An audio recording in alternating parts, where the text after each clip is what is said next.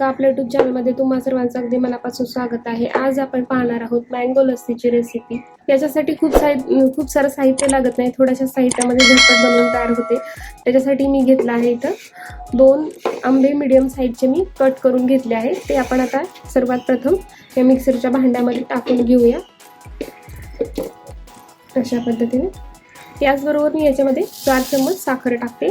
आता झाकण लावून आपण याची प्युरी करून घेऊया। थोडंसं मिक्सरला फिरवते। तर अशा पद्धतीने आपली ही प्युरी करून तयार आहे। आता यामध्येच घालूया 1 कप दही। आणि खूप दाटसर होतं, त्याच्यासाठी थोडंसं आपण याच्यामध्ये पाव वाटी दूध टाकूया। परत 2 मिनिट याला फिरवून घेऊया। तर पाहूया आपण, वाव, छान तयार झाली। आता सर्व करूया। मी मगाशी जे रस केला होता ते थोडासा साईडला ठेवला होता, तर त्याच्यातला 1 चम्मच आपण शेवटी घालूया। म्हणजे ना दिसताना खूप सुरेख दिसतं ते आणि चवीलाही खूप भन्नाट लागते अशा पद्धतीने। आता यामध्ये लस्सी सर्व करूया। तुम्ही पाहू शकता किती सुंदर आणि टेक्स्चर किती छान आले, चवीला तितकीच भन्नाट लागते। दुसऱ्या ग्लासमध्ये ओतून घेऊया। आता यामध्येच घालूया आपण मँगो आईस्क्रीम।